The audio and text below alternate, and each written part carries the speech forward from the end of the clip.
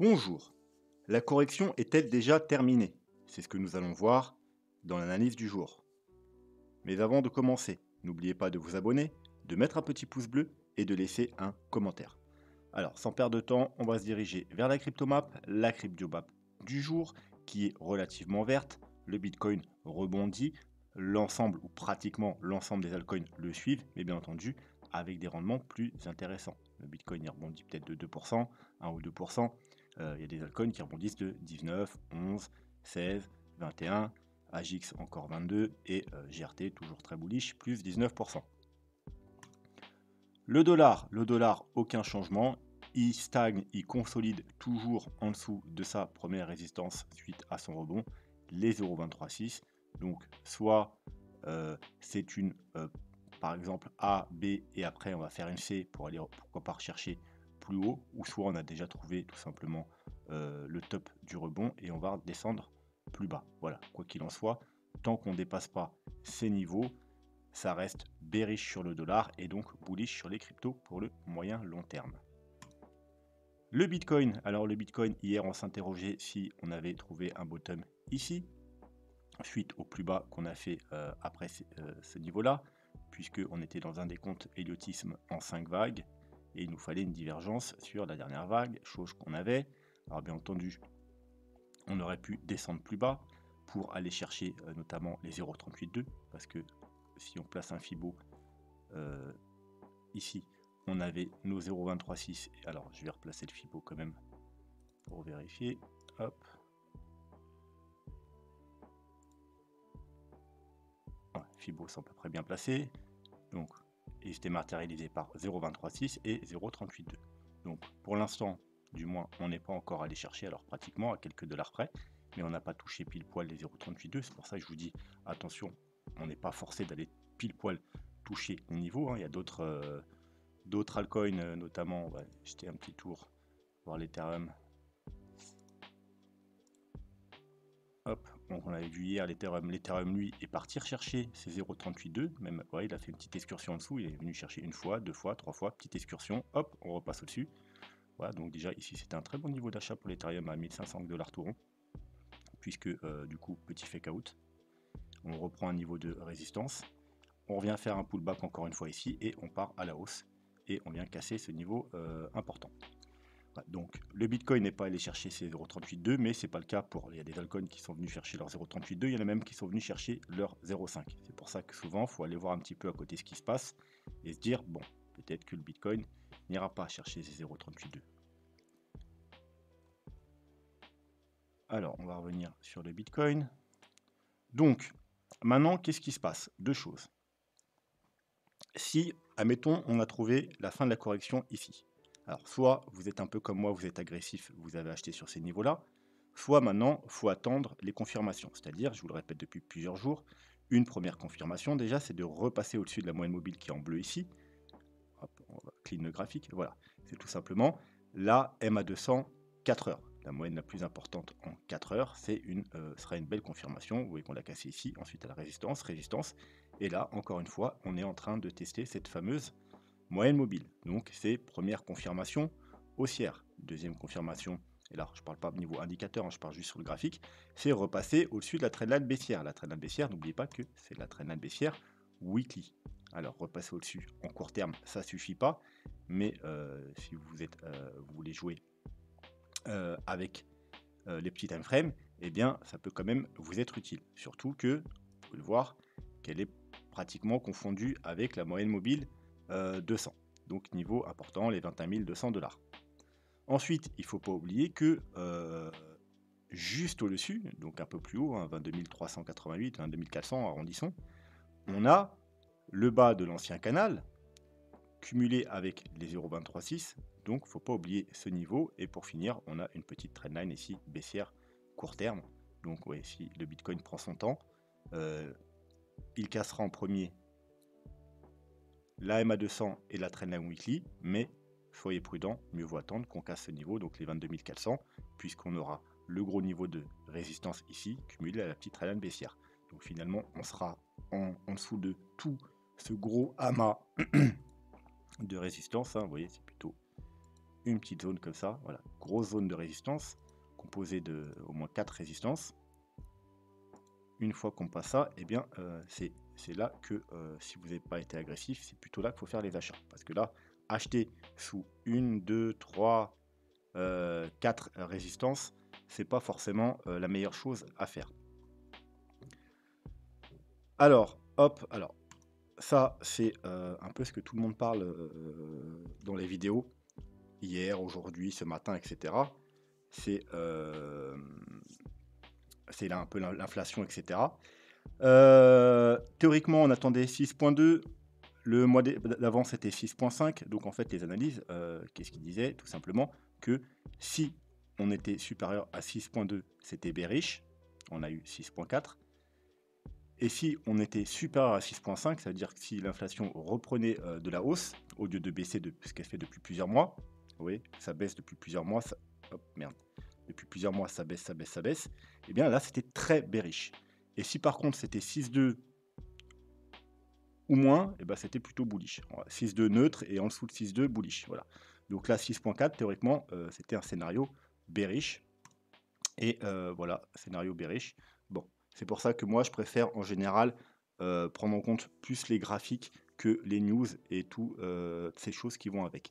Malgré tout, vous savez que souvent, quand les gens attendent quelque chose, eh bien, les indices, les bitcoins, les cryptos, peu importe l'actif, ils ont tendance, dans un premier temps, à aller dans le sens inverse. Tout simplement parce que si les gens pensent que 6,4 c'est bearish, eh bien, ça peut très bien monter à court terme et ensuite, bah, tout simplement redescendre pour piéger les gens qui pensaient hop, c'est bearish, on va shorter. Eh bien non, on va monter dans un premier temps et ensuite on va redescendre. Donc il faut toujours garder ça en tête aussi que le premier mouvement après une news, c'est pas forcément le bon mouvement. Voilà, le court terme, on différencie bien court terme, moyen terme. Ça veut dire qu'aujourd'hui on est haussier, demain on pourrait très bien être baissier. Voilà, tous les gens qui ont parié à la baisse aujourd'hui, au final, ils avaient raison, mais sur le court terme, ils avaient tort et ils se sont fait avoir. Voilà, donc c'est toujours une possibilité qu'il faut garder en tête. Ensuite, par rapport au plan Elliott Wave, donc théoriquement, les probabilités, les statistiques disent que ma flat est finie. La flat qui a commencé ici, hop, je dézoome, donc on a une première vague, une deuxième vague, une troisième vague. Là, on est dans la vague 4 pour après avoir une vague 5 qui nous conduise vers les 25, 28 ou 30 000 $.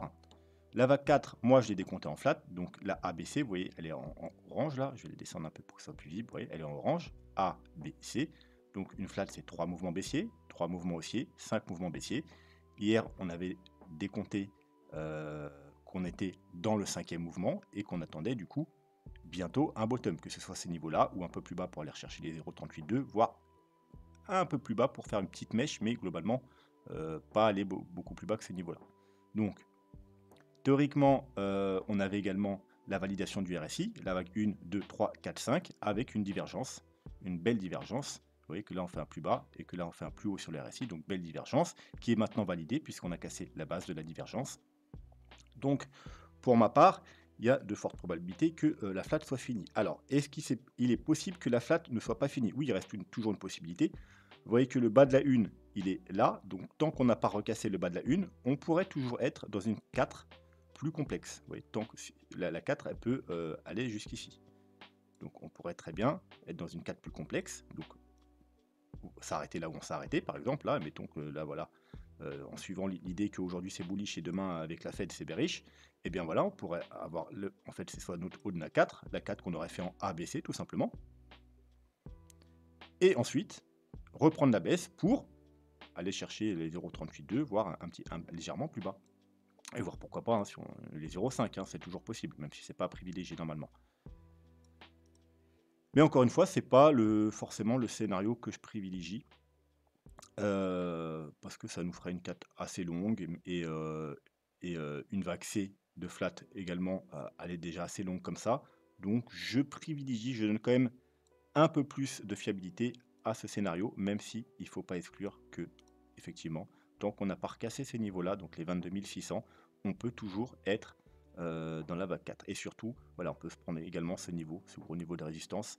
Tant qu'on n'a pas recassé au moins les 22 400, on peut toujours être dans la vague 4 avant d'avoir une vague 5. Et vous voyez, rien n'empêchera d'avoir également une divergence parce qu'on a le bas de la 3 qui est ici. Vous voyez, le haut de la 4 sera ici. Et si on descend, même si on fait un plus bas, on va garder notre divergence. Ça nous ferait quelque chose comme ça en gros. Hop. Là, hop, on finit bien la 4 et on descend. Et on s'arrêterait probablement ici pour repartir ensuite. Et on aurait quand même une belle divergence. Vous voyez, donc ça restera toujours... et on aurait même une carte, une vague 5, excusez-moi, plus marquée. Vous voyez, parce que la 5 quand même, est quand même petite. Ça, c'est le petit truc que je donne... qui est plausible dans le scénario, c'est qu'on a quand même une petite... Vous voyez, on a quand même une vague 1 ici, qui est assez grande, une vague 3 ici, qui est assez grande, et une vague 5 qui est un peu petite. Alors, la vague 5 est souvent la plus petite, ou la vague 1, mais voilà, elle est un peu petite. Donc, le point positif de scénario, c'est qu'on aurait une 5 plus grande. Voilà. Mais voilà, pour l'instant, voilà, je donne un peu plus de... je donne un petit privilège à ce scénario quand même si le scénario avec la 4 pas fini est quand même assez probable.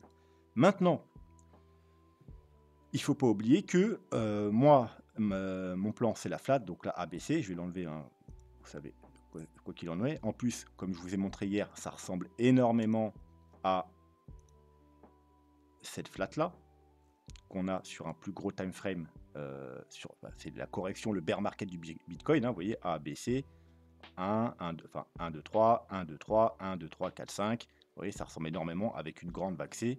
Ça ressemble beaucoup à ça. 1, 2, 3, 1, 2, 3 plus marqué, 1, 2, 3, 4, 5 avec une grande vague C. Voilà. Mais peut-être que je me trompe. Donc si je me trompe, il ne faut pas oublier qu'on a pu top ici et non pas ici, si ce n'est pas une flat. Dans ce cas-là, 5 mouvements baissiers, eh bien, c'est peut-être juste une vague A. On va avoir une vague B. Donc là, ce serait le rebond de la vague B potentiellement. Donc là, on peut monter beaucoup plus haut. Et ensuite, une vague C. Encore une fois, ce n'est pas le scénario que je privilégie, mais il faut quand même l'avoir en tête. 5 mouvements baissiers, ça peut être effectivement la fin d'une flat, mais ça peut être une A. Ensuite, on a une B et ensuite une C et aller faire des plus bas. Donc dans ce cas-là, si on a une vague C, je pense qu'on est à rechercher sûrement les 0,38,2, voire même les 0,5. Mais comme je vous ai dit, moi, je privilégie plutôt le scénario de la flat. Donc soit on a terminé, soit eh bien, on va avoir une 4 et une 5 par la suite. Voilà, donc ça, c'est pour le Bitcoin. Pas grand-chose d'autre à rajouter. Est-ce que peut-être on peut aller voir... Est-ce qu'il y a certains indicateurs qu'on devrait aller revoir, comme Ishimoku en daily?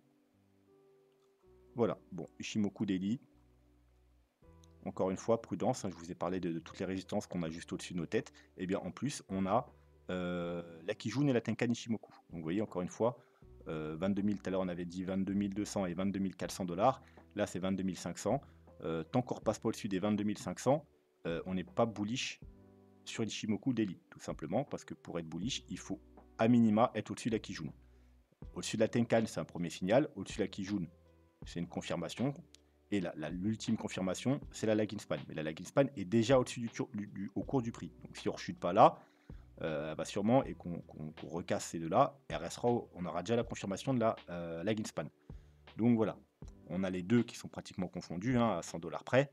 Donc encore une fois, les plus prudents maintenant, si vous n'avez pas été agressif ici, c'est d'attendre qu'on repasse, comme je vous ai dit, au-dessus de la moyenne mobile 200, de la trendline, et également maintenant de la Kijun et de la Tenkan sur Ishimoku. Voilà, donc maintenant on va passer à un altcoin.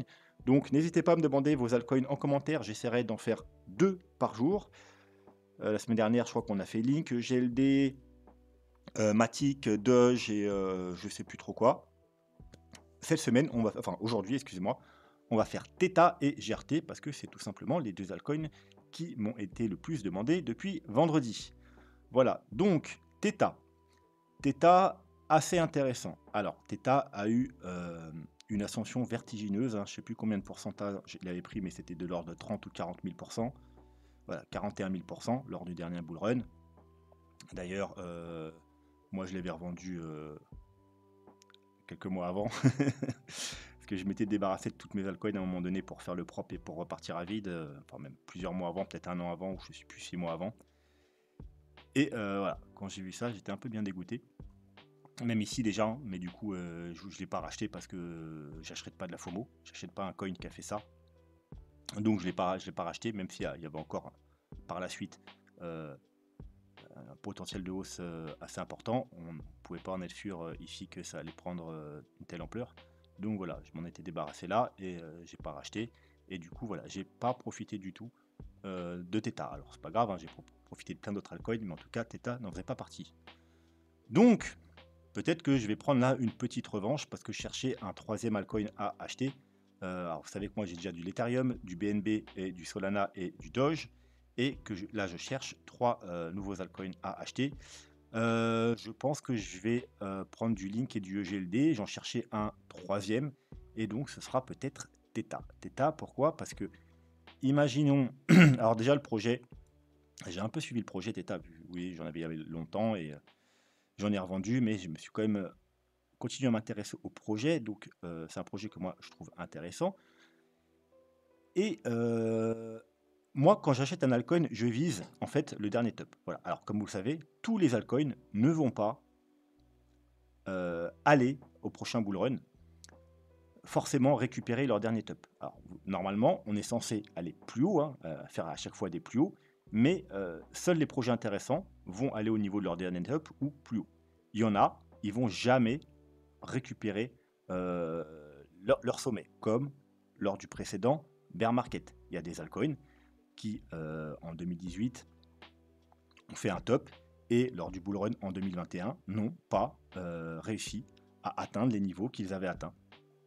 Donc, ça sera encore pareil sur ce bull run. Seuls les projets intéressants y arriveront. C'est pour ça que moi, dans un premier temps, mon objectif, c'est au moins de refaire un top. Et c'est pour ça qu'en termes de pourcentage, je calcule par rapport justement au top combien il y a de progression possible jusqu'au top sur des projets intéressants. Moi, Theta, pour moi, c'est un projet intéressant. Et voilà, là, par rapport au niveau actuel, je vois qu'il y a encore 1400%. On l'a vu hier avec, c'était quoi? Ou je sais plus quand, c'était avec Matic, je crois. Enfin, il y avait, je crois que c'est Matic, il avait que 120% jusqu'à son dernier top, donc ça ne m'intéresse pas. Theta, lui, il a plus de 1000%, donc ça m'intéresse. Surtout qu'on n'a pas encore, regardez, depuis le bottom, on a pris seulement, alors au top c'est environ 70%, vous voyez, donc le Bitcoin c'est je crois 55, 56, là c'est 70. Globalement, pour un altcoin, il a très peu récupéré. Alors, on peut se dire que du coup c'est pas très bullish, comparé à certains altcoins qui ont déjà fait 2 ou 300%. Mais si vous pensez que c'est un bon projet, vaut mieux prendre un altcoin qui n'a pas encore pump et qui a une marge de progression très importante qu'un altcoin qui a déjà pump de 300%. Bref, Theta. Alors, deux solutions sur Theta. Première solution, vous attendez la cassure. Si vous n'en avez pas acheté, bien sûr, en bas, c'est la cassure de la trendline où il y a deux niveaux importants. Il y a la cassure de la trendline et le Fibo 0.382 qui a fait résistance du coup ici, ici et ici, là qui avait fait support. Et sinon, ça c'est pour les plus défensifs. Peut-être aussi, je vais mettre voir Ishimoku, qu'est-ce que ça nous dit. Ok, parfait. Et j'allais en venir, pour les plus agressifs, et bien tout simplement, vous voyez que là, on a cassé la Tenkan, et là, on est rejeté sur la Kijun. Bon, bah, clôture weekly au-dessus de la Kijun. En même temps, on aura la lagging span qui validera au-dessus du cours du prix. Vous savez, il suffit qu'on monte un peu, là, on casse la Kijun, et là, on monte juste un peu, on casse tout simplement le prix. Donc, on aura validation de Kijun et de la lagging span en même temps. Donc, les plus agressifs, enfin, et encore, c'est pas si agressif que ça parce qu'on est sur du weekly. Hein. Donc, on va dire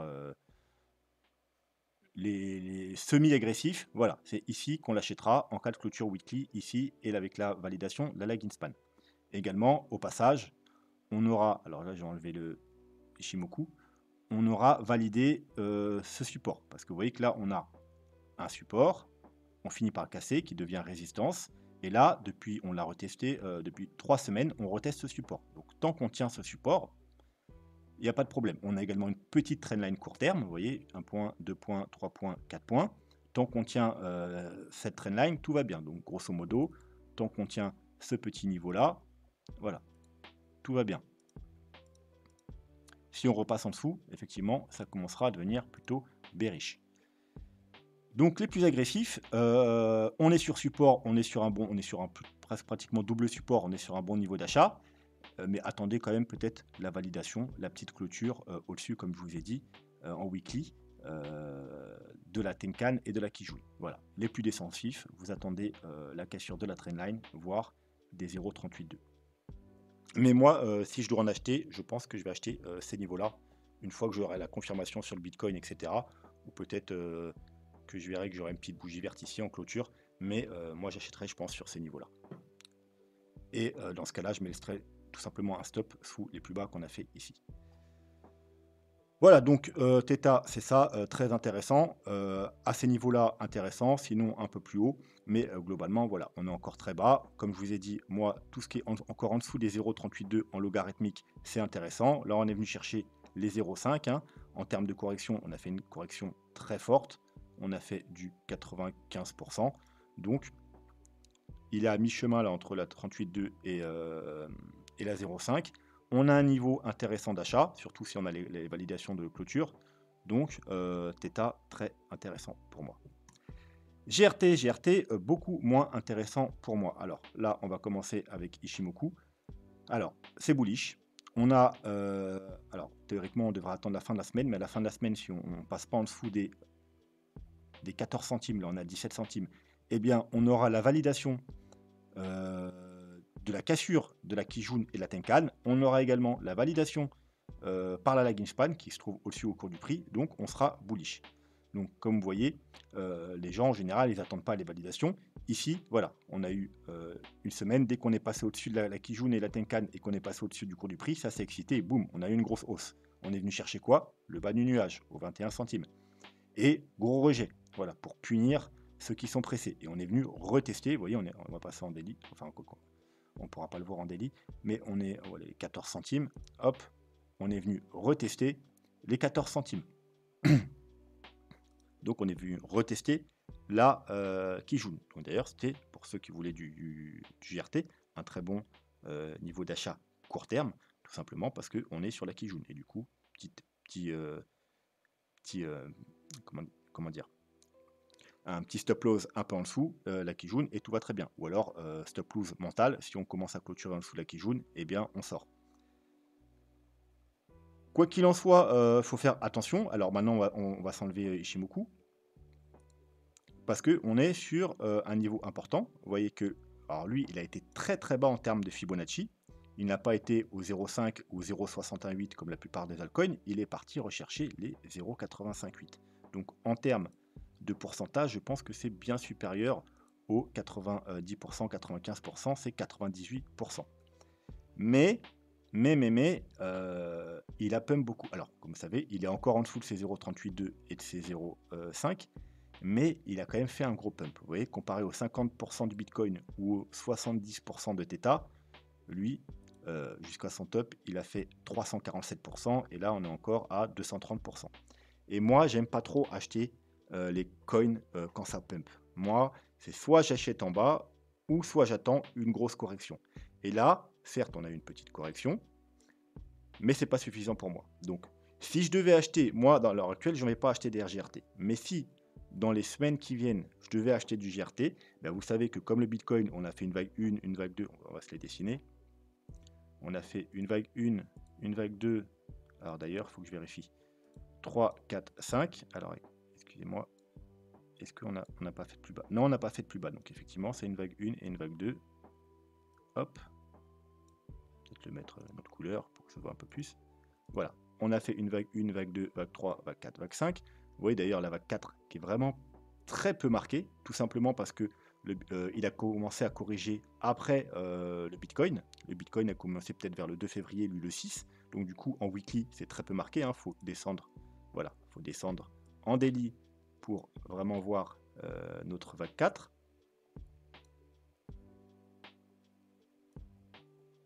D'ailleurs, c'est probablement quelque chose comme ça. Bref, hop, si elle est terminée, hein, alors comme je vous ai dit sur le Bitcoin, c'est peut-être pas terminé, hein, peut-être qu'on va corriger encore. Mais globalement, hop, voilà. Après, on aura une vague 5, donc qui ira probablement rechercher soit le Fibo 0,5, et vous voyez, on a une résistance ici, ou soit si c'est très bullish, plus haut. Donc, alors, donc c'est soit les 30 centimes, enfin c'est plus les 28, mais on va arrondir à 30 centimes, soit grosso modo les 49, donc les 50 centimes. Vous voyez, en plus, c'est en termes de ces niveaux également psychologiques. Mais ensuite, on aura quoi? Eh bien, on aura une grosse correction de vague 2. Donc, on va partir sur le moins bullish. Et je vous mets un retracement, donc par rapport au bas de la vague 1, excusez-moi. Voilà. Et théoriquement, on doit aller rechercher, à minima, ces niveaux-là. Voire même plus bas, si on a une très grosse correction. Mais à minima, ces niveaux-là. Donc, revenir dans les niveaux actuels. Voire même, si on va chercher les 0,618, eh bien, en fait, le bottom qu'on a eu aujourd'hui, on reviendra le chercher. Donc, je préfère, si je dois acheter, moi, du GRT, attendre ce moment-là. Parce que, vous allez me dire, c'est le même prix qu'aujourd'hui, donc ça n'a aucun sens. Eh ben non. Parce que là, j'achèterais un actif qui vient de pump 300%, alors que dans l'autre cas de figure, j'achèterais un actif qui aura chuté de 50%. Vous voyez, c'est pas le même état d'esprit. Voilà. Là, j'achète la FOMO. Ici, j'achèterai la peur. Parce que les gens qui ont FOMO ici, ou qui vont FOMO quelque part par là, ou quand on va casser ce stop-là, qui vont FOMO vers les sommets, et ben là, ils seront dans la peur. Donc, je préfère acheter la peur que la FOMO. J'achète jamais la FOMO. Je l'ai déjà fait il y a longtemps, et ça fait très longtemps que je le fais plus. Pour ça, je vous ai dit, moi, si un altcoin il a trop pump, il me faut une forte correction. Là, c'est pas assez fort. Voilà. Maintenant, si vous êtes à tout prix du GRT et vous pensez que c'est vraiment un projet très intéressant,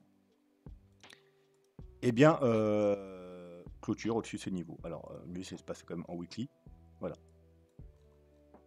Vous voyez que là, en plus, on est en train de valider alors, c'est pas un W, mais c'est une résistance importante. Vous voyez que, hop, là, on a fait 3 semaines de résistance. Là, on n'a pas été la toucher, mais en gros, c'est cette résistance qu'a joué. Et là, voilà, on a eu encore une mèche de rejet. On n'a pas réussi à clôturer au-dessus. Donc, clôture au-dessus, weekly au-dessus des 16 centimes. C'est le bon moment pour entrer dans du GRT, si vous n'avez pas déjà de GRT. Voilà. Alors là, la petite vague 4, c'était un bon moment. Donc d'ailleurs, si la vague 4 n'est pas finie, vous pouvez toujours passer un petit time frame. Hein, et hop, excusez-moi. On va dézoomer. On va rester peut-être en daily. Ce sera plus simple. Donc 1, 2. Donc vous pouvez toujours rester dans les petits time frames et replacer la correction de vague 4. Voilà, donc vous voyez que là, on a quand même été chercher les 0,5. Donc théoriquement, la vague 4, il y a peu de chances qu'elle est plus bas. Mais admettons, on a une vague 4 très forte et qu'on aille rechercher, c'est pas fini, donc on va rechercher les 0,618. Bon, bah, ça peut être un bon niveau d'achat, si bien sûr vous pensez qu'on est bullish. Voilà, donc en gros, si on retourne dans cette zone-là, dans les jours qui viennent, ça peut être un bon niveau d'achat. Si la 4 est déjà finie, bah, vaut mieux attendre du coup la clôture weekly et acheter sur du long terme. Et vous pourrez peut-être, si vous voulez prendre du profit, prendre des profits sur les Fibo tout simplement. Si c'est pour vraiment du très long terme et vous espérez faire des nouveaux plus hauts, bon bah, vous pourrez prendre vos profits au moins à double top ou sur la zone de rechargement de short. Hop là. Alors, je vais enlever le Fibo derrière, sinon de Fibo j'aime pas trop. Ok, j'ai... Il y a une sale tête à mon avis. Non. Alors qu'est-ce que j'ai fait? On va refaire. Hop. Ah non, c'est normal, on a tellement baissé que... Ok. Faudrait peut-être que je le mette en logarithmique du coup. Hein. Vous savez que c'est pas une très longue période, donc normalement je ne mets pas en logarithmique. Mais là, vu qu'il y en a une chute énorme, je suis obligé de le mettre en logarithmique parce que vous voyez, sinon ça ressemble à rien. Ça sert à ça le logarithmique, hein, quand vous avez quelque chose qui ressemble à rien parce que vous avez des trop gros fluctuations. Voilà. Là, vous voyez, c'est beaucoup mieux. On a Node 23.6. Donc vous voyez d'ailleurs, c'est lui qui a joué résistance ici, les 23.6 ici. Et maintenant, et là, on est venu également se faire rejeter des 0,38,2. Voilà. Donc, pareil, ça peut être également un niveau de... Alors, peut-être pas attendre la clôture ici, mais il faudra être prudent en tout cas à ces niveaux-là. Il faudra éviter les achats sous ces niveaux-là. Donc, aussi, on avait dit combien tout à l'heure? Au-dessus des 15, c'est bien, mais par contre, juste en dessous des 25, c'est pas bon. Encore une fois, ça peut être également, pour les plus prudents, ça peut être également une confirmation d'achat si on repasse au-dessus des 0,24 centimes. Vous voyez que c'est un niveau important, c'est là qu'a fait support. Et voilà, en termes de Fibo, c'est le prochain Fibo important. Puis ensuite, bien entendu, le Fibo le plus important, ce sera celui-là. Ce sera bon, le 0,61, mais ça sera la zone de rechargement de short. Donc pour quelqu'un qui est bullish, mais pas trop bullish, qui se dit que peut-être qu'on n'ira pas faire des nouveaux plus hauts, eh bien là, il faudra prendre des profits, zone de rechargement de short, parce que c'est là qu'on pourrait rechuter. Voilà, donc pour conclure sur le GRT, c'est très bullish. Attendez les petites confirmations si vous n'avez pas déjà acheté du coup, que je vous ai donné en weekly. Mais voilà, sachez quand même qu'il a pump de 300, déjà 300%. En général, c'est pas les meilleures opportunités, même si il est très bullish et du coup, effectivement, il pourrait continuer à être très bullish, comme Matic par exemple. Donc, ça peut quand même être intéressant, mais sachez que c'est toujours risqué d'acheter une crypto qui a pump sans réelle correction. Vous voyez, il n'y a pas vraiment de réelle correction.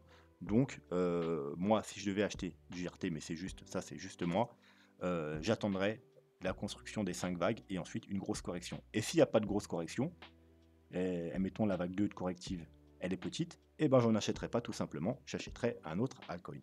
Voilà, sur ce, je vous souhaite une très bonne soirée, n'hésitez pas à mettre vos altcoins en commentaire, et je vous dis à demain. Tchuss.